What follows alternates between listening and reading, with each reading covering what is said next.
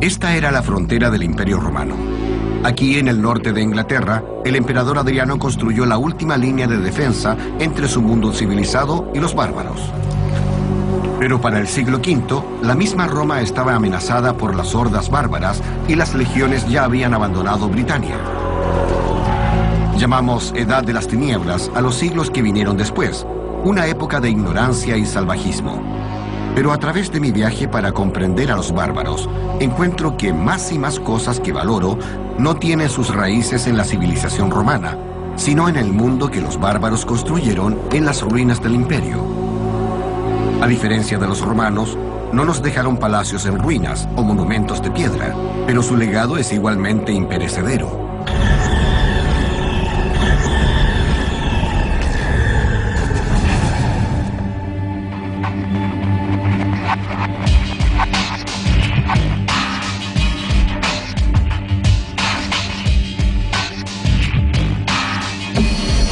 Secretos medievales.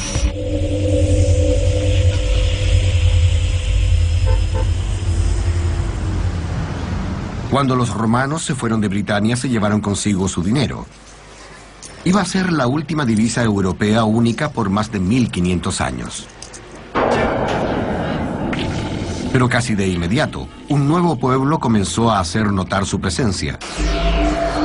En 1982 se encontró un medallón de oro del siglo V en un campo de Suffolk, con una inscripción en letras extranjeras llamadas runas que dice: "Esta loba es una recompensa para mi parienta".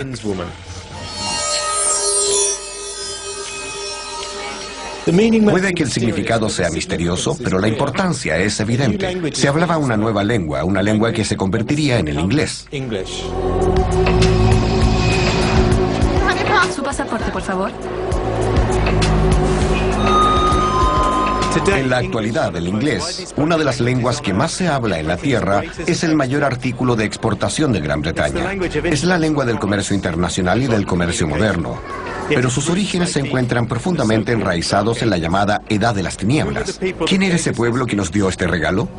Me iré de viaje a la parte más oscura de la Edad de las Tinieblas. Voy en busca del pueblo que nos dio esta lengua y tantas cosas más.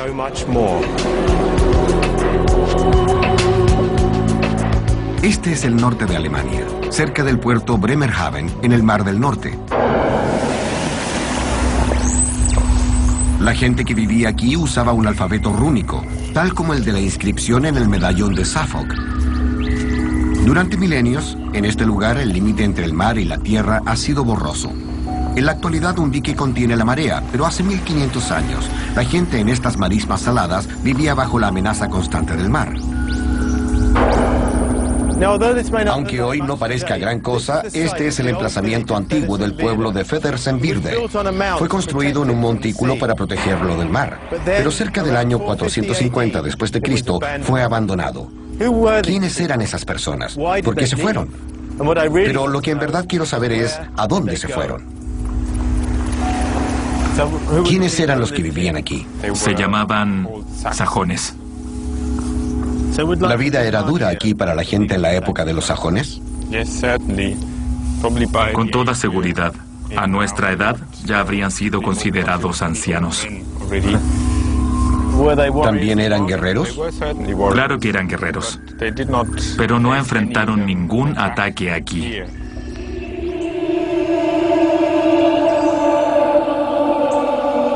Los sajones de Frederiksberg no temían a sus vecinos, pero la amenaza de la subida de las aguas era otra cosa muy diferente.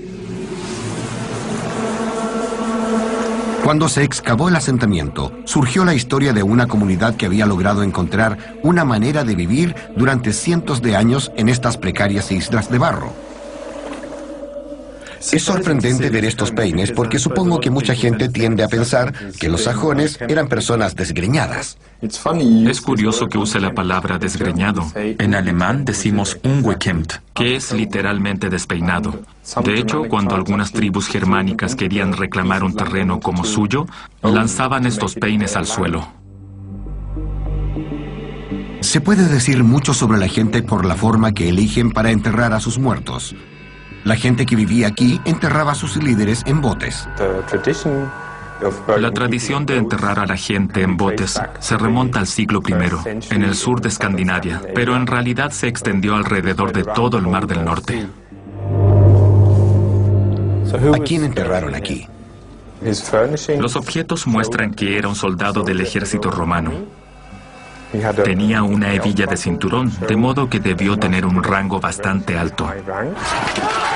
Cuando regresó a su tierra natal, fue enterrado. ¿Con honores militares? Sí, por decirlo así.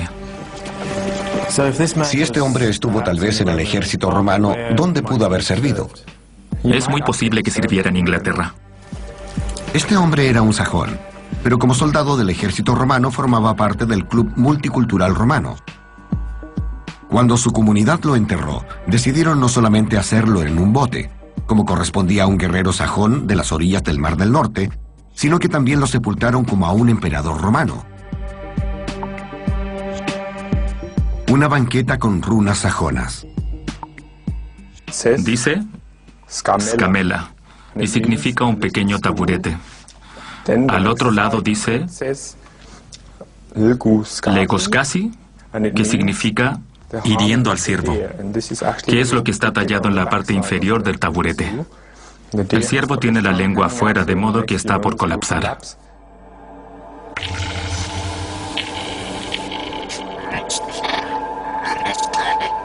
Aquí yació un guerrero sajón que tal vez sirvió en el ejército romano en Inglaterra y fue enterrado en su patria en un bote, a la manera tradicional.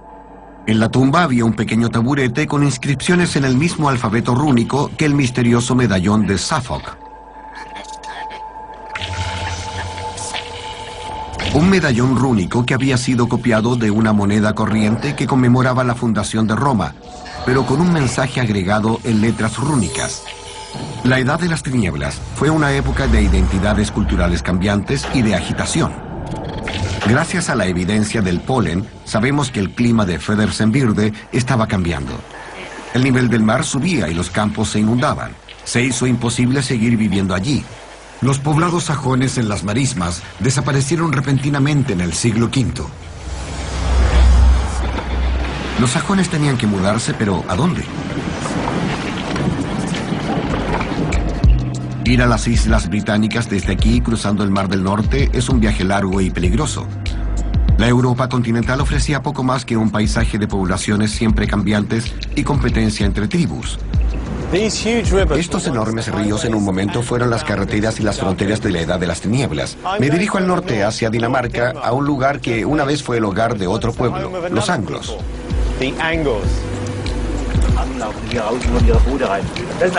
Los anglos venían de la provincia de Jutlandia, en lo que ahora es el sur de Dinamarca.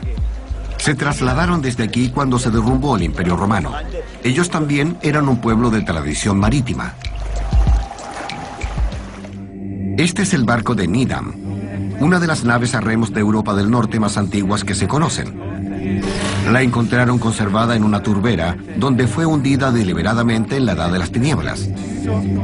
Cuando fecharon la madera, los científicos quedaron asombrados al comprobar que esta nave oceánica hecha con tanta habilidad fue construida 100 años antes que los sajones abandonaran Frederiksberg. Este hecho demostró más allá de toda duda que las tribus de la Edad de las Tinieblas poseían gran destreza en la construcción naval. El barco de Needham tuvo una historia turbulenta. Lo encontraron cerca de aquí, al norte de la frontera.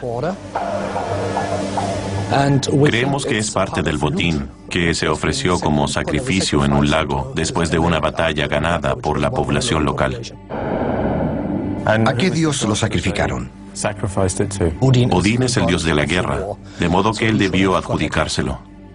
En esa turbera, Odín reclamó el botín de varios ejércitos derrotados.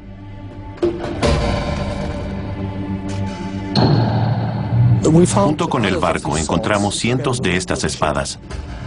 Todas las armas muestran las cicatrices de la guerra. ¿Ve estos golpes? ¿Estos pequeños golpes? Son rastros de la última batalla. No es un poblado que pelea contra otro. No, es a gran escala. A gran escala. ¿Fueron tiempos difíciles en esa época aquí? Creo que sí. Un poco más de 50 años después de que este barco fuera hundido, toda la región quedó bastante vacía, al menos desde el punto de vista de hallazgos arqueológicos. Ya casi no encontramos más cementerios ni asentamientos que son difíciles de fechar. Además, en Inglaterra aparece gente que habla una lengua germánica. Hay más de lo que se espera en Inglaterra y menos de lo que se espera aquí, de modo que hay una lógica.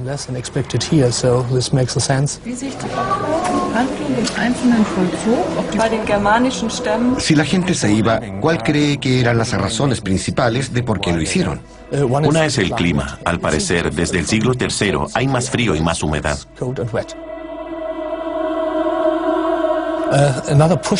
Otro factor pudieron ser las guerras. Todas estas armas son un ejemplo. Era una época de guerra y eso pudo empujarlos a otras partes. ¿Cree que este barco podría haber funcionado como un ferry para trasladarse de Alemania a Inglaterra? Pudo haber mejores, pero si no había nada más, este también pudo hacerlo. Incluso escribí un programa de simulación con este bote. En 9 años, 50 botes podrían haber transportado 30.000 personas a Inglaterra. ¿Qué clase de barco se necesita para emigrar? Viajar por los mares en un bote abierto es un viaje lleno de peligros. Trasladarse en un bote a remos no era fácil. ¿Cuál era la alternativa? Hay poca evidencia arqueológica de barcos anglosajones. Pero Edwin Gifford, experto en barcos, cree que pudieron dominar una innovación tecnológica esencial. De modo que hizo una réplica de un barco sajón para poner a prueba sus teorías. No lo inclinen. ¿Qué tan orgulloso estás de este barco? Estamos muy contentos con él. Supongo que también orgullosos. Muy orgullosos.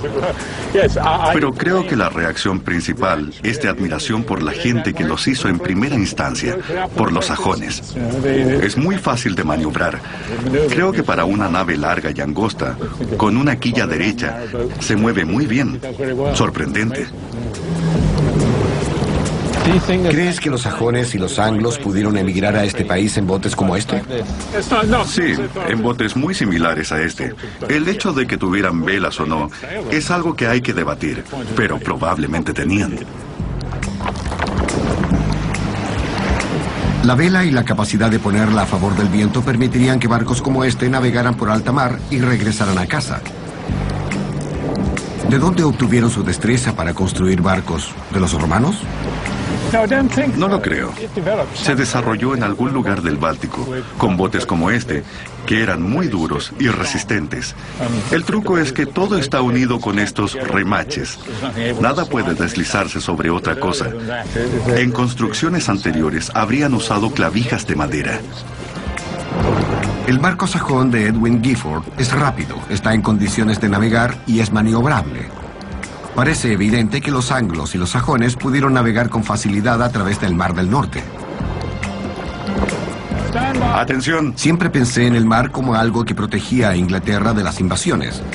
Pero en la Edad de las Tinieblas, parece que el mar era el que la unía a Europa. Britania estaba rodeada de una carretera natural que daba fácil acceso a los invasores, dejando desprotegida y vulnerable a la gente que ya había sido abandonada por las legiones romanas, justo en el momento en que los bárbaros del norte de Alemania estaban buscando un nuevo hogar.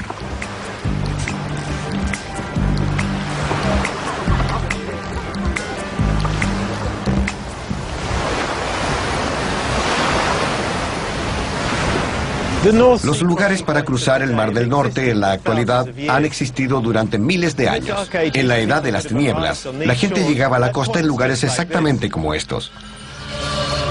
Pero ¿fue una invasión masiva en que los guerreros empujaban a todos los que iban delante de ellos o eran simplemente emigrantes económicos que llegaban en números pequeños y buscaban asentarse pacíficamente? Las respuestas podrían estar cerca de Lakenheath, el lugar donde se encontró el misterioso medallón rúnico.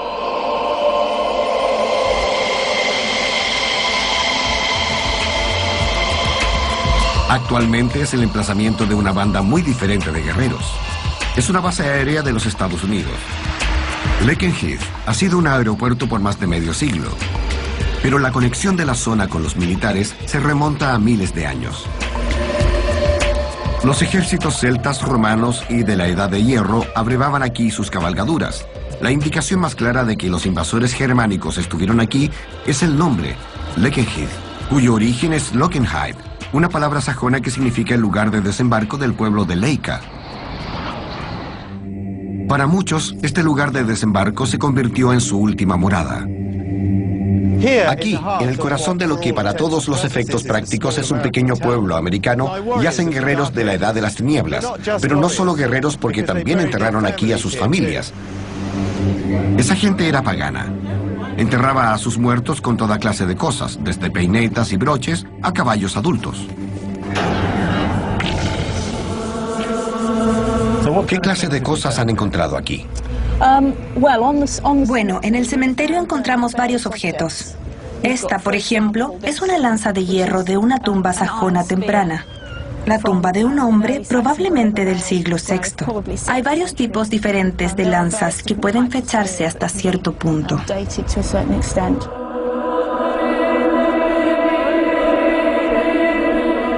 Si encontraran unas 100 de estas lanzas, ¿significaría que luchaban mucho por aquí? No lo creo. No hemos encontrado ninguna evidencia en los cuerpos, en los huesos, de que alguien haya sufrido cualquier tipo de trauma. Creemos que esto era probablemente para decir lo importante que era esa persona y no para indicar que salía a matar gente.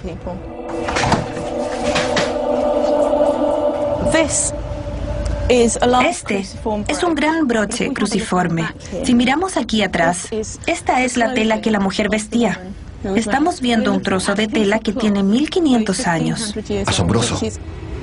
Lo que me parece en verdad algo increíble de ver. Estos broches cruciformes son especialmente anglos, básicamente de gente que desembarcó o proviene de Anglia Oriental. ¿Los broches germánicos proveen la primera evidencia de asentamientos sajones? ¿O pertenecían a los británicos que adoptaron los glamorosos adornos de los extranjeros elegantes?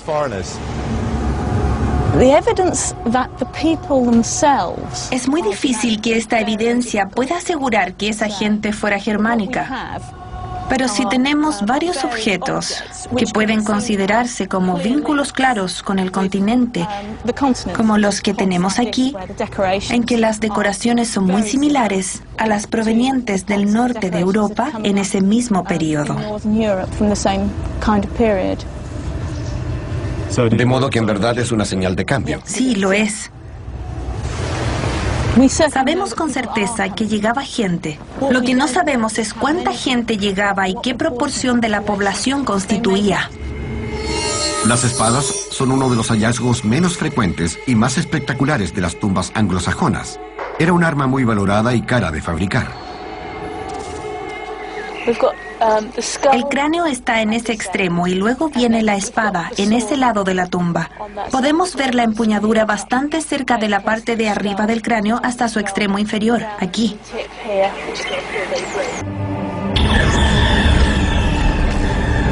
Las mujeres se vestían a la usanza germánica, guerreros con espadas, pero no hay señales de batallas. La evidencia de Lakenheath es ambigua.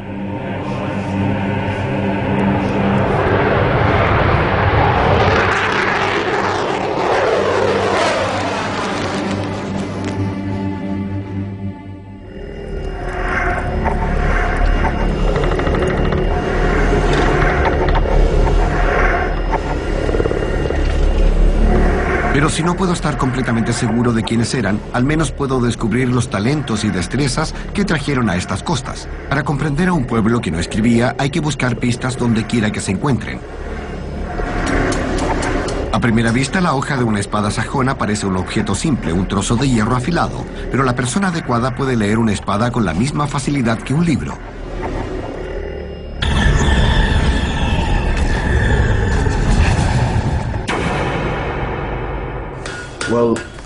Los fabricantes sajones de espadas eran especialistas en su trabajo.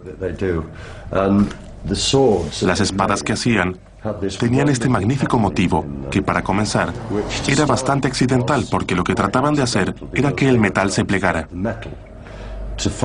Mientras más se forja el metal, más refinado queda. Se obtiene una hoja mejor. El desafío para los herreros sajones era hacer una espada que combinara flexibilidad para que no se quebrara y dureza para que mantuviera el borde afilado.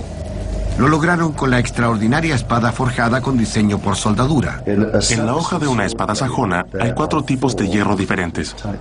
Cada tipo de hierro desempeña una función específica en esa hoja. Bordes afilados van alrededor de toda la hoja. Se funden y están hechos de hierro no fosfórico y un acero de medio carbono, lo que consigue un filo duro y afilado.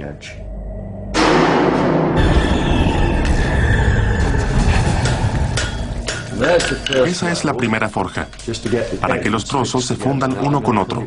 La pondré otra vez al fuego para calentarla y seguir trabajándola. Si un herrero sajón entrara a este taller ahora, sabría exactamente lo que estoy haciendo. ¿Y se sentiría en casa? Seguro diría, ¿no quieres mejor hacerlo así? Supongo que sí. Hacían este tipo de hoja estructurada 600 años antes que los japoneses. Y hablamos de las espadas de los samuráis. Sí. Los sajones lo hicieron 600 años antes. Los sajones le ganaron a los samuráis. Sí. Esta es una imagen de rayos X de una espada sajona auténtica y se puede ver el diseño que tiene.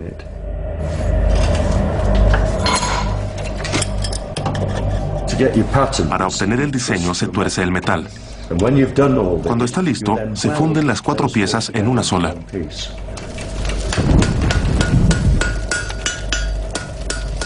De comienzo a fin, ¿cuánto tiempo lleva a hacer una espada sajona? Yo diría que para forjar la espada, un promedio de unas 80 horas de trabajo. Al final de la vida de un hombre, ¿qué pasaba con su espada? Eso es lo más fascinante de todo. La enterraban con él. Un arma tan valiosa se iba con él. Por eso las encontramos ahora, pero en verdad no son tantas. Las espadas revelan un pueblo muy diestro con una tecnología mucho más avanzada de lo que esperaríamos de la Edad de las Tinieblas. Una vez que las hojas estaban terminadas y afiladas, podían literalmente cortar a un hombre por la mitad.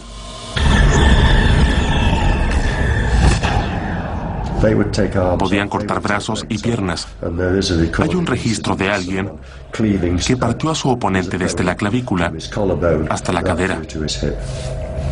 ¿Funcionaban? Sí, funcionaban. Esta es la hoja afilada y pulida. Ahora vamos a revelar el diseño mediante un ácido.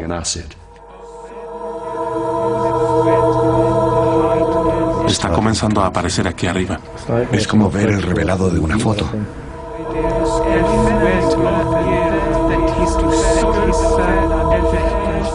¿Qué piensas acerca de que una cosa tan hermosa pueda tener un efecto tan destructor?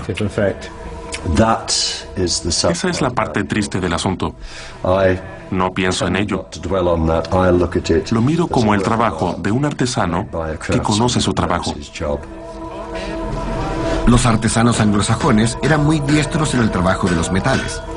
Pero como sus naves y casas eran de madera, no dejaron mucho más que sombras en el suelo. Quiero averiguar más acerca de las ideas que trajeron y descubrir si, como afirmaban mis viejos libros, vivían el hambre, la pobreza y la suciedad. Los anglos y los sajones que llegaron a estas islas hace 1500 años lo hicieron con fuerza, desplazando a la población local, o llegaron en pequeños números, deseosos de asimilarse. Un descubrimiento fortuito en esta cantera de arena en el norte de Yorkshire ofrece algunas respuestas sorprendentes. La primera vez que vinimos aquí fue porque alguien encontró una tumba anglosajona mientras extraía arena. Llegamos y comenzamos a excavar, pero en esa época prácticamente no existía ninguna evidencia de asentamientos. Uno de los grandes problemas de la Inglaterra anglosajona es que estaba poblada por gente muerta. No había vivos. ¿Solo cementerios? Solo cementerios.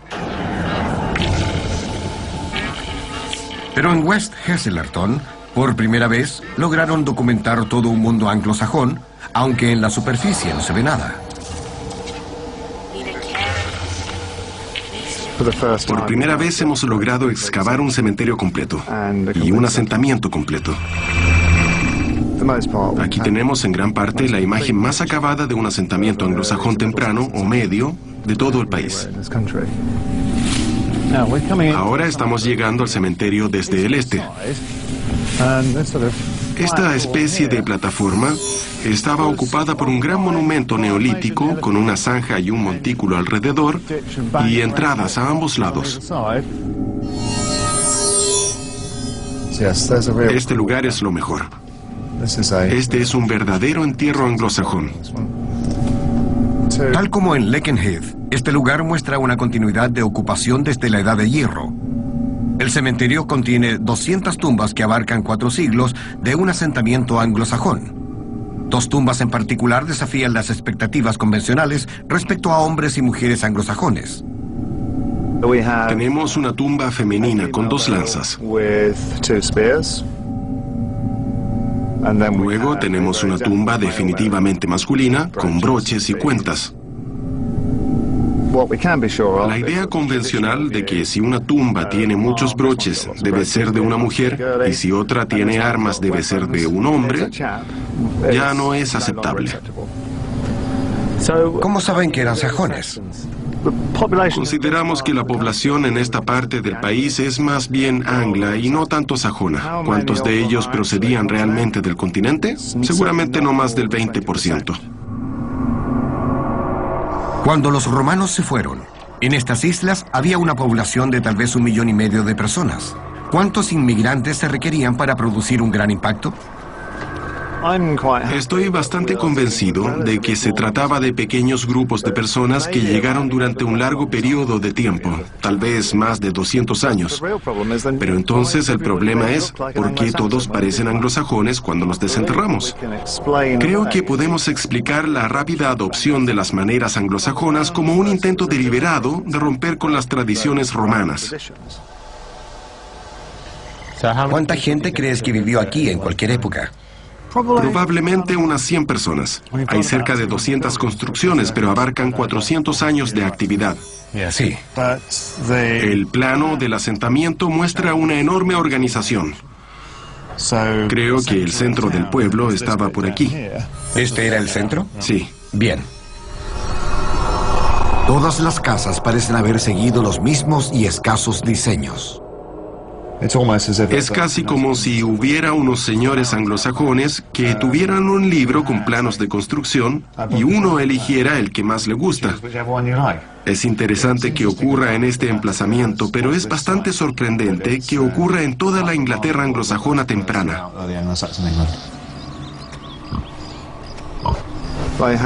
Tenían bastante carne para comer. En general, la dieta era buena y variada. Comían aves silvestres, cazaban y también recolectaban y cultivaban los campos. En verdad no parece que fuera la edad de las tinieblas. No, creo que el nombre Edad de las Tinieblas es el peor que se ha usado para designar algo en el pasado. Es un concepto ridículo. Tenían una buena vida. Este es solo un objeto. Hemos recuperado unos 800,000 huesos de animales. Este es un hueso de la pata de un vacuno. ¿Es un gato? Sí. Es una especie equivalente al gato de porcelana que la gente compra ahora para ponerlo sobre la chimenea. O alguien lo talló para divertirse. Cuando comenzamos a trabajar aquí, la imagen de la Inglaterra anglosajona temprana era la de una sociedad primitiva, pagana, que vivía en pequeñas y precarias granjas y que a duras penas se sustentaba trabajando la tierra. Ahora tenemos grandes aldeas pobladas por gente relativamente acomodada que claramente se comunicaba y comerciaba no solo con gente de este país, sino también del extranjero. Sin ese tipo de sofisticación, la Inglaterra anglosajona nunca habría podido desarrollarse. Las rutas comerciales de la Edad de las Tinieblas eran las rutas acuáticas que traían ideas y destrezas. Y el tráfico no era unilateral. Sea como sea que los llamemos, y con seguridad ellos no se autodenominan anglosajones, estos recién llegados del este dominarían la vida en estas islas durante 400 años. West Stow, en Suffolk, se encuentra en el emplazamiento de una antigua aldea anglosajona. Vine aquí porque quiero intentar comprender cómo era ser un anglosajón y me parece que la aldea reconstruida de West Stow es un buen lugar para comenzar. West Stow era una aldea anglosajona temprana emplazada en un lugar cultivado durante cientos de años. Debió ser autosuficiente en una época en que los pueblos y los mercados eran desconocidos para los recién llegados. Los anglosajones actuales son entusiastas a tiempo parcial. Creemos que, en general, habría unas 30 personas viviendo aquí. Probablemente era una familia numerosa, tal vez de 3 generaciones. Parece razonable pensar que había otros asentamientos similares en la zona. Esta herramienta era como la Black & Decker múltiple de la época. Sí. Excepto que con esta, la madera se puede mover en cualquier dirección y el agarre es adecuado. No eran para nada rudimentarios.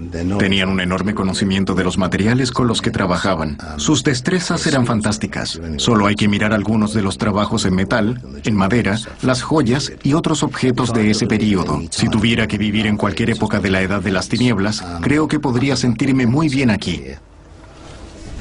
Luego hay que pasar la lana por aquí. En la actualidad, la aldea parece aislada, pero en épocas sajonas debió tener vínculos cercanos con el mundo exterior como parte de los reinos anglosajones más grandes. Anglia Oriental, por ejemplo. Es un kauri que probablemente ya conoce. Este vino del Mar Rojo o del Océano Índico. Creo que es importante darse cuenta de que una aldea como esta no estaba totalmente desconectada del resto del mundo. De algún modo alguien obtenía cosas como esta u otros objetos como marfil y probablemente los granates de este broche.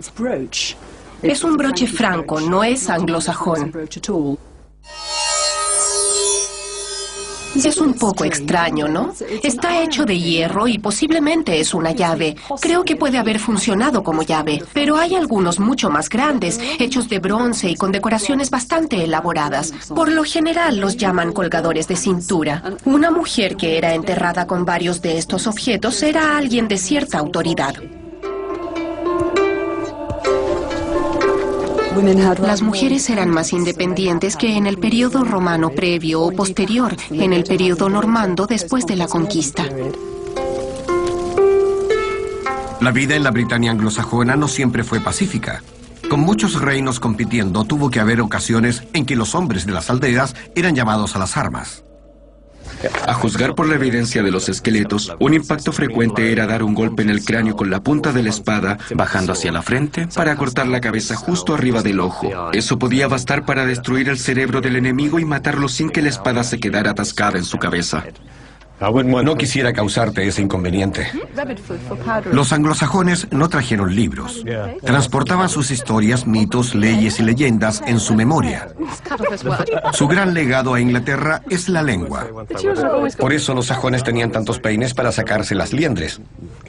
Para limpiarse el cabello. El idioma que nosotros hablamos es el inglés.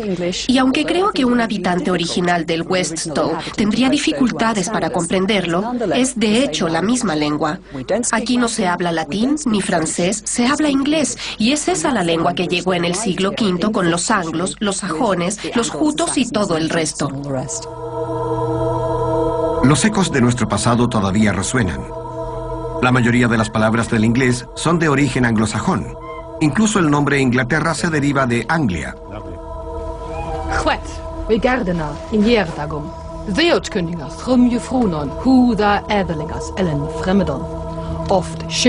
En el siglo VII, las aldeas de West Stow se verían involucradas en una crisis que cambiaría para siempre la cultura de Inglaterra. Los mares que trajeron a sus antepasados traían a los misioneros cristianos desde Irlanda y Roma. El mundo anglosajón estaba por ser atrapado en una batalla entre un pasado pagano y un futuro cristiano.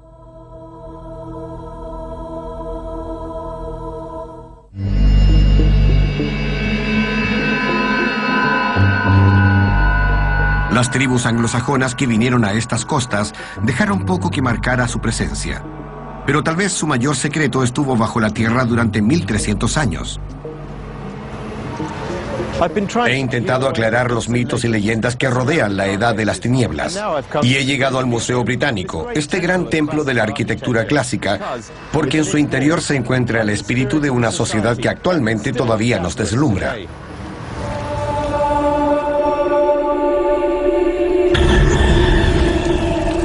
Para el siglo VII ya había 7 reinos anglosajones disputándose la supremacía, todos con reyes provistos de árboles genealógicos que probaban su legitimidad y afirmaban que sus antepasados descendían ya fuera de los Césares romanos u Odín, el dios pagano de la guerra. La sociedad anglosajona se vio transformada por la llegada de los misioneros cristianos. La noción de un dios y un rey sería una poderosa fuerza de cambio. Este es el tesoro de Sutton Hoo, las joyas más extraordinarias del mundo anglosajón enterradas con un rey pagano. Revelan las luchas de ese momento crucial de la historia inglesa. Esta no es la clase de cosa que alguien esperaría asociar normalmente con la edad de las tinieblas. No. El trabajo es fantástico. Es absolutamente asombroso. Es un objeto impresionante. El trabajo que tiene, la forma en que las piedras están cortadas. Podemos ver la manera en que engastaron la piedra azul. Millefiori de vidrio azul en esas joyas tan preciosas. Una pieza realmente notable. Decimos que es un broche para el hombro, un par de broches que se llevan literalmente sobre el hombro. Así. Lleva una bisagra. Si lo abro así, se puede ver la bisagra. No hay duda de que los broches son parte de un juego junto con la tapa de un monedero. Y si aceptamos que ese monedero se lleva en un cinturón con una gran hebilla de oro, tenemos 3 piezas extraordinarias. Podríamos llamarlos accesorios ceremoniales civiles que están en contraste directo con el yelmo, el escudo y la espada. Todo esto es una expresión de riqueza desechable. Indica la confianza en la continuación de una dinastía. El rey ha muerto, viva el rey. Podemos permitirnos poner todo esto en su tumba. El tesoro de Sutton Hoo es una expresión de la realeza anglosajona temprana. Nunca se encontró el cuerpo del rey, pero el entierro fue fechado en el año 625, lo que sugiere que se trata de la tumba del rey Redwold, el último de los reyes paganos y el primer jefe supremo de Inglaterra.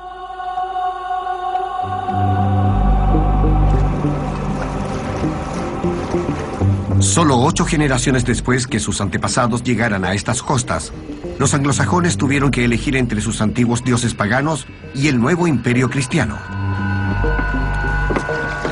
El río Deben tiene una corriente tranquila, un lugar que el tiempo parece haber olvidado. Pero en la época anglosajona fue una vía concurrida y el corazón de un poderoso reino. Los estuarios de Suffolk solo quedaban a un pequeño salto, a través del Mar del Norte, de la desembocadura del Rin, la arteria de mayor movimiento de Europa. Esta era la puerta de entrada no solo de Anglia Oriental, sino de toda Britania.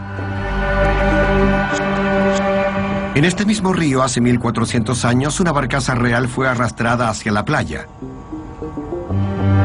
Luego la transportaron por una pendiente de 300 metros hasta llegar a una plataforma donde se convertiría en un ataúd digno de un rey. En el extremo de la plataforma, mirando hacia el estuario del río Deben, hay un grupo de bajos montículos redondos. Ese es el cementerio de Sutton Hoo.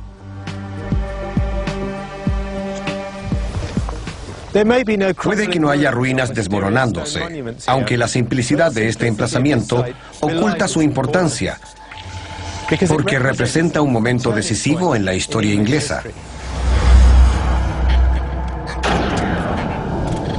Durante siglos, la superstición y los mitos habían rondado por este lugar. La señora Pretty, la dueña de la tierra, afirmaba haber visto vagas figuras en los montículos por la noche. Decidió comenzar a excavar. La primera de una larga serie de excavaciones comenzó con la apertura de 3 montículos. Todos habían sido saqueados. En la víspera de la Segunda Guerra Mundial, excavaron el montículo más grande. No encontraron un barco, sino la huella de uno en la arena. La madera no había sobrevivido, aunque su forma había sido conservada casi 1400 años en su tumba arenosa. Al centro, el tesoro de un rey todavía se encontraba allí, prácticamente intacto. Este es el montículo número 2 reconstruido. Ahora estamos descendiendo a su zanja, que excavamos al comienzo. El paisaje es hermoso. Sí. Que sepamos, hay 18 montículos. Como ves, están bastante diseminados y originalmente eran mucho más altos, de modo que era un monumento bastante grandioso que se podía ver desde el río.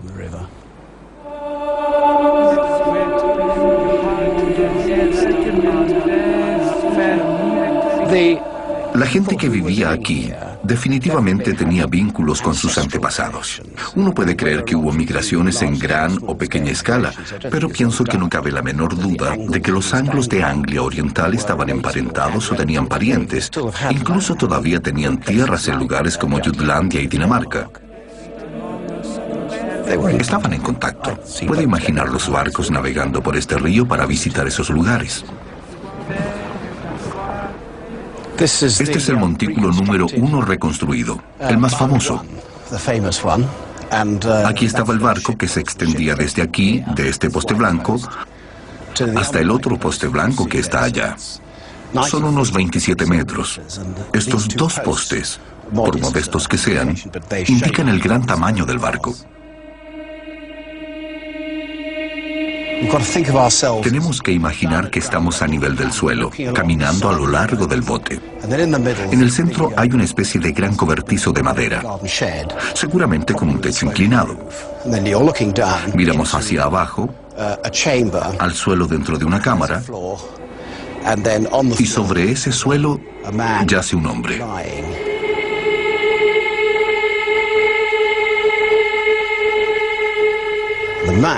El hombre yace aquí, con los pies en esa dirección, hacia el este, y la cabeza aquí.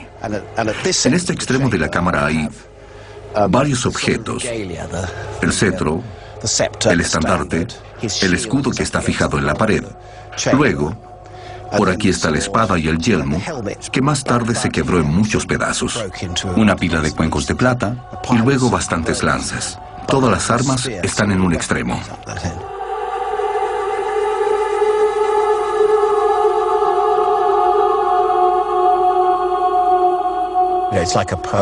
Es como un poema, una declaración en el gran teatro de la muerte que tenemos aquí.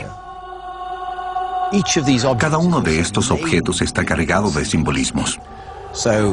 Cosas como la gran hebilla de oro con sus serpientes que se retuercen, que parecen decir, retrocedan. Estamos protegiendo a esta persona. También está el broche para el hombro, con su hermoso trabajo de engaste que afirma que esa es una persona de la cual el ejército romano habría estado orgulloso. Luego están esa pila de cuencos de plata hechos en Constantinopla que manifiestan que son del mismo rango, que están en igualdad con los del emperador bizantino. De modo que todo está lleno de alusiones: barcos, viajes, oro, riquezas, poder, liderazgo, contactos, Escandinavia, nuestros amigos cruzando el Mar del Norte, Francia, nuestros amigos o tal vez nuestros enemigos al otro lado del canal. 30 años después de que los primeros misioneros cristianos llegaran desde Roma, la mayor parte de Inglaterra se había convertido, pero no todos los reinos adoptaron su potente mensaje. Creo que lo que se expresa aquí fue el momento fundamental que duró muy poco. Ese es el vértice entre el mundo pagano y el mundo cristiano. Por un lado está la autonomía y la libertad. Por el otro, en Europa hay grandes oportunidades para comerciar, pero hay que renunciar a parte de la soberanía.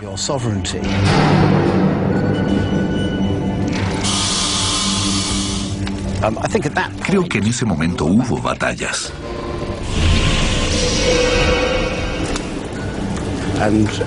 Tal vez fueron las batallas las que decidieron si el dios de la guerra estaba de su lado. Tal vez fue una señal hacia dónde estaba el futuro. El futuro estaba con los reyes cristianos. Pronto habría un dios y un rey gobernando Inglaterra. Para mí, esta es la última ocasión en que se puede apreciar el intento de construir un reino pagano en Anglia Oriental. Por eso, estos montículos quedaron aquí. Por eso, es un monumento tan valioso para nosotros. El momento pasó. Anglia Oriental se convirtió al cristianismo y Sutton Hoo quedó como un lugar de mitos y leyendas que, junto con sus tesoros, guardaba secretos más oscuros.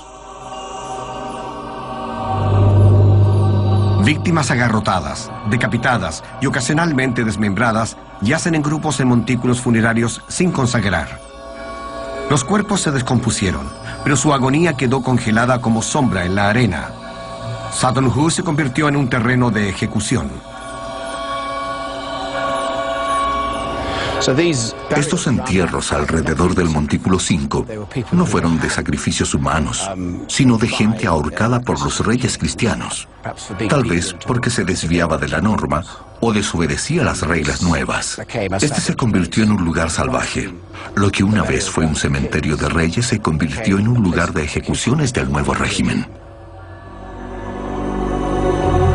La combinación de realeza y cristianismo transformaría los reinos anglosajones y forjaría la nación inglesa. La huella anglosajona está grabada en forma indeleble en las marcas del paisaje inglés, en nuestros mapas y manuscritos, en nuestros diccionarios y nuestra cultura. Pero, ¿quiénes eran? Al parecer, no hay una respuesta fácil. Los inmigrantes y los britanos locales crearon juntos una cultura y un lugar que llamamos la Inglaterra anglosajona. No vivieron en una edad de las tinieblas. Fue una época de oportunidades y de cambio. Su motor fue el comercio y la confluencia de ideas y de gente. Reconocieron su deuda con el pasado y vieron posibilidades en el futuro. Pero pronto, su mundo se vería dominado por nuevas ideas y nuevas oleadas de bárbaros que venían del este.